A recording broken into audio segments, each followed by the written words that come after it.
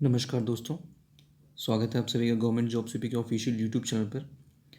दोस्तों, high court ने 2014 में आशु लिपिक और खनिज सहायक की भर्ती निकाली थी। इन 3 पदों पर भर्ती निकली थी: खनिज सहायक, पेड अप्रेंटिस और स्टेनोग्राफर 2014 में, जिसमें रिटन एग्ज़ाम था और शॉर्ट हैंड और टाइप टेस्ट होना था। स्टेनोग्राफर में स्टेनोग्राफी टेस्ट भी होना था। टीसीएस इस परीक्षा को करा रही थी। रिटन एग्ज़ाम हुआ था, उसका रिजल्ट भी, ये बहुत जल्दी वैकेंसी पूरी हो गई थी। 2014 में वैकेंसी आई थी, 2015 जुलाई अगस्त में पूरी हो गई थी ये वैकेंसी। इसमें जब रिटन एग्ज़ाम हुआ था तो रिटन एग्ज़ाम के बाद जब इसका रिज़ल्ट आया, जब स्टेनोग्राफर और स्टेनोग्राफी और टाइपिंग टेस्ट था, तो लोगों को कृति देव फाउंटी पता था उस टाइम 2014-15 में। अब इन्होंने क्या किया कि उस समय पहले से नोटिस नहीं दिए थे हाई कोर्ट ने, और अचानक से एडमिट कार्ड में लिख दिया कि जो टाइपिंग होगी वो मंगल फॉन्ट पे होगी, हिंदी की। जिस पे कई सारे लोगों ने उस समय विरोध भी किया कि भाई 5-6 दिन में, आप 5 दिन में शायद इन्होंने बताया था, मुझे याद है क्योंकि ये मेरी पहली नौकरी थी। तो 5 दिनों में इन्होंने 5 दिन पहले बताया था। अच्छा, जो लोग जैसे मेरे जैसे कुछ लोग थे जो उस टाइम मंगल फॉन्ट सीख रहे थे, तो उनको तो आसानी से नौकरी मिल गई।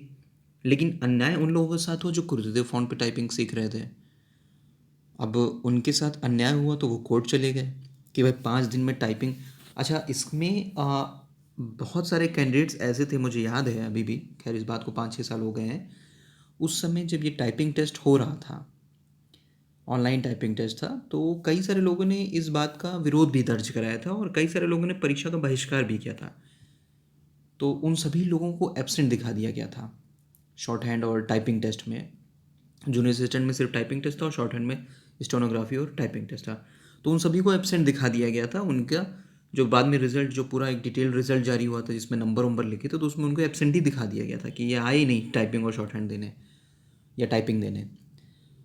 6 साल बाद इसमें बहुत सारे केस रिटे हुई, बहुत सारी चीज़ें हुई कि ऐसे अचानक से टाइपिंग फ़ॉन्ट बदल देने से एक जो फेयर चांस ऑफ सिलेक्शन होता है, नेचुरल जस्टिस, वो नहीं मिला लोगों को, फेयर चांस नहीं मिला।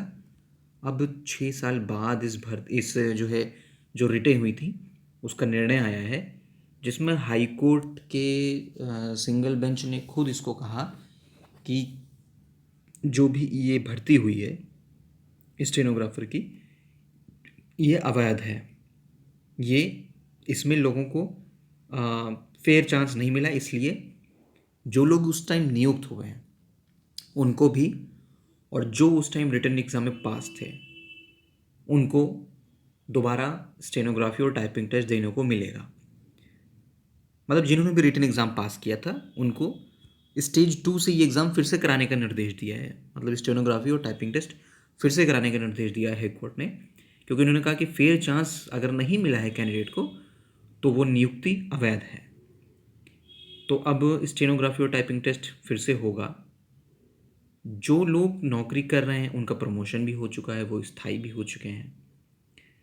अब लेकिन चूंकि कोर्ट ने ये निर्देश पहले ही दे दिया था, जो भी सिलेक्टेड इसमें स्टेनोग्राफी में स्टेनोग्राफर 2014 में सिलेक्टेड थे, कि आपकी जो भी नियुक्ति है और जो भी प्रमोशन है वो इस रिटों के परिणाम के अधीन रहेगी। ये उनको नोटिस उनके डिस्ट्रिक्ट जज द्वारा पहले से दिया जा चुका है। सभी डिस्ट्रिक्ट जज ने अपने अपने यहाँ जो भी उनके यहाँ स्टेनो इसमें चयनित हुए थे, जो सिलेक्ट हुए थे, उनको नोटिस दे दिया गया था। उस बात का जिक्र इस जो डिसीजन आया है उसमें भी उस बात का उल्लेख किया गया है। एक बार वो डिसीजन, वो कोड रिटेन भी आपको मैं दिखा देता हूँ कि उसमें क्या है क्या नहीं है। अब फिलहाल जो सिलेक्टेड लोग हैं वो डबल बेंच में जाएंगे या कैसे करेंगे, ठीक है। तो अब चूंकि किसी भी अगर चयन को हाईकोर्ट अवैध बता देता है कि ऐसा ऐसा है और ऐसी गलतियाँ हुई हैं हाईकोर्ट से, तो देखने वाली बात रहेगी। और हाईकोर्ट से पहली बार इस तरह का कोई आदेश आया है कि उन्होंने अपनी भर्ती प्रक्रिया को अवैध बता दिया है। मतलब हाई कोर्ट के ही जज साहब ने उन्हीं की संस्थान ने जो भर्ती की है 6 साल पहले, उसको अवैध बता दिया। ये बहुत बड़ी बात है अपने में, क्योंकि जनरली ऐसा होता नहीं है कि कोई संस्था अपनी गलती माने, लेकिन चूंकि न्याय निष्पक्ष होता है देश में, देर से है सही, देर सही से है, लेकिन निष्पक्ष होता है। देर तो हो गई है, क्योंकि देर इसलिए हो गई क्योंकि जो लोग नौकरी कर रहे हैं उन्होंने शादी कर ली है, उनके बच्चे हो गए हैं, सेटल हो गए हैं। अब इस तरह का निर्णय उनको आ, मुश्किल में डाल सकता है। और इसमें या तो कोर्ट को, फिलहाल मैं तो उस पर टीका टिप्पणी नहीं कर सकता, लेकिन जो सिलेक्टेड है उनको टच नहीं करना चाहिए। जो पास करेंगे उनको नौकरी दे देनी चाहिए। ये हो सकता है, समायोजित कर लेना चाहिए सबको, किसी को भी हटाना नहीं चाहिए, क्योंकि अब वो 5-6 साल न्यायिक सेवा, अपनी सेवाएं दे चुके हैं कोर्टों में, और प्रमोशन भी हो गया है, स्थायी भी हो चुके हैं, बीवी बच्चे हैं, ज़मीन जायदाद ले ली है। तो इस तरह का नहीं करना चाहिए फ़िलहाल। देखने वाली बात होगी कि आगे क्या होता है। डबल बेंच में शायद सिलेक्टेड लोग इसमें जा रहे हैं अपील करने इस आदेश के अगेंस्ट पे। तो देखने वाली बात रहेगी। फिलहाल आप वो आदेश देख लीजिए कि क्या आदेश किया है कोर्ट ने। तो ये है वो writ, court number 33, writ number A 29665/2015। यही रिट नहीं है, बहुत सारी रिटें इससे कनेक्टेड हैं। अब देखिए काउंसिल कितने, वकील कितने, पिटिशनर के और रिस्पोंडेंट के, मतलब पूरी फौज लगी हुई है दोनों तरफ से। तो रजिस्ट्रार जनरल हाई कोर्ट के खिलाफ ये रिट की गई थी। अब ये कैंडिडेट जीत चुके हैं, पिटिशनर मतलब जीतो। ये एक रिट नहीं है, बहुत सारी रिटें कनेक्टेड हैं, देख लीजिए नीचे। और बहुत सारी रिटें इसमें कनेक्टेड हैं। 3-4 पेज में तो रिटें ही रिटें लिखी हुई हैं, इतनी रिटें कनेक्टेड है। और जब नाइंसाफ़ी अगर किसी के साथ होगी तो कोर्ट तो जाएगा ही मगर की। बहुत सारी रिटें इसमें कनेक्टेड हैं, देख लीजिए रिट। मेरे ख्याल से 6-7 पन्ने में कहाँ से शुरू हो रही है, देखिए। अश्विनी कुमार मिश्रा जी ने ये जजमेंट दिया है। bunch of petitions were heard on 15 February 2000 was passed. अब the petitioners are candidates for, देखिए अब कुछ लोग कह रहे हैं कि जूनियर असिस्टेंट में भी ये ऑर्डर हुआ है। तो फिलहाल जूनियर असिस्टेंट के लिए ऑर्डर नहीं है, ये सिर्फ स्टेनोग्राफर प्रक्रिया 2014 के लिए ही ऑर्डर है। जो जे हैं उनको परेशान होने की ज़रूरत नहीं है कोर्ट में, ठीक है।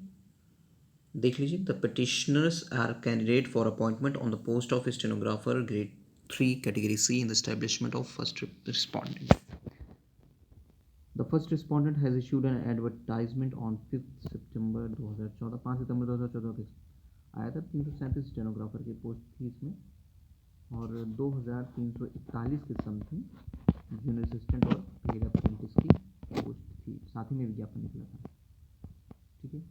इसमें टेस्ट 1 ऑफलाइन एग्जाम होना था, टेस्ट 2 कंप्यूटर टाइपिंग टेस्ट और स्टेनोग्राफी टेस्ट होना था। 15/5/2015 को एडमिट कार्ड आए, जिसमें लिखा कि 24/5/2015 को कंप्यूटर टाइपिंग टेस्ट होगा, जिसमें मंगल फॉन्ट यूज़ किया जाएगा और इंग्लिश टाइपिंग के लिए UTF-8। तो पिटिशनर से इस पर वो कि कुरुतिदेव फॉन्ट में वो प्रैक्टिस कर रहे थे। अब दोनों फॉन्ट के जो कीबोर्ड हैं वो एकदम अलग हैं, ठीक है।